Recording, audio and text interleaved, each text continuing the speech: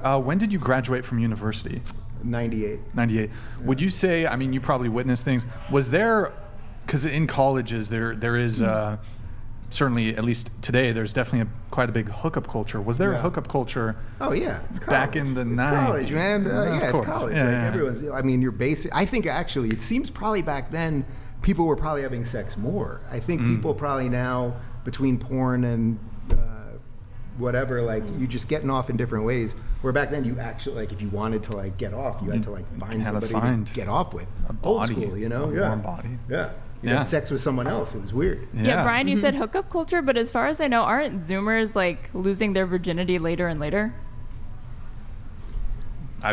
Is there like a statistic or? Well, that is true. Is it true? Yeah, Zoomers like are having less sex than millennials did at their own age. Yeah, like there's all this talk about like how the younger generation, like millennials on the cusp and like Zoomers specifically, like hookup culture and like fucking a bunch, but I don't believe that's the case. And I think that's like a reason why there's kind of like this loneliness epidemic amongst like boys particularly, but like Zoomers in general, waiting longer and longer to have sex. So they party less, they socialize less, of course. Yeah, that means they're online. that they have less relationships, they have less sex. Yeah, so like I don't find the hookup culture really, I feel like that's getting phased out, if anything.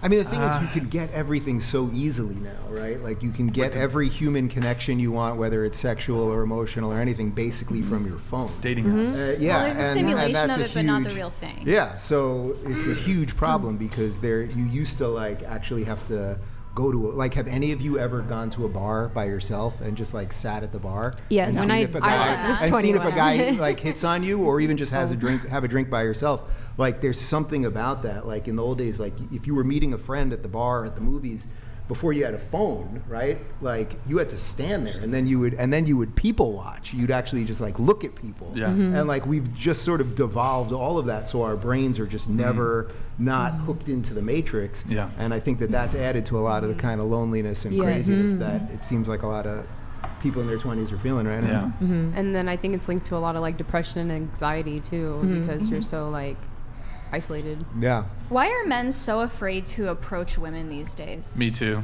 Ooh, Is it TV, that? news, and things. It never seems that nothing bad is reported about a woman doing something, but it's always like, I mean, growing up, my mom was a police officer, so she would always, kind of, just from her own experience, she'd say, oh, you better lock the door because, a man could come in and stranger danger mindset. Yeah, and here's, as a young girl, I'm like, oh my gosh, men, scary. Me, like this little thing I need to protect. Like, so it may be just that conditioning maybe over time and yeah, but I've heard some interesting, crazy stories about women too, like doing things, but I'm like, man, why wasn't this on the news? Like, it needs to be equal proportion. Well, I think like there's obviously the fear of rejection in there too. It's not just Me Too, right? Like, oh, certainly. Men, there are a lot of 100%. insecure men out there that really don't want to face the possibility of rejection, so they will never put themselves out there at all.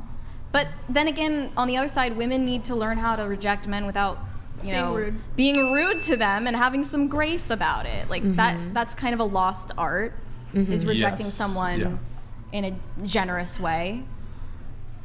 Yeah, I 100% agree. I mean, I think a lot of men have the experience of maybe they're a little shy or nervous, but they're not otherwise being creepy or a jerk or an asshole, and they'll approach a girl and it's like a fucking just a train wreck. And not some women will graciously reject a guy. Hey, oh, thank you very much. I have a boyfriend, whatever. But a lot of men will have the experience of going up to a girl and it's like, it can be pretty brutal. The ways in which men get rejected.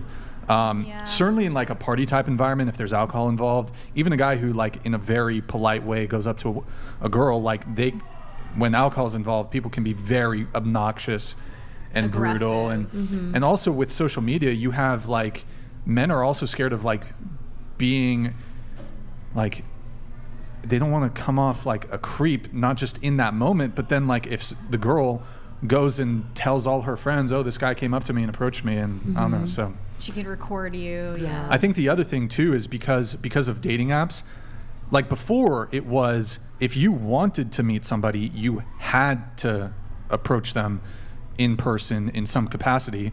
Otherwise, you pretty much, like, there was no dating app. So, Grid One Motorsports but now that donated with dating apps, $100. it kind of alleviates Normally that. I would ask what the girls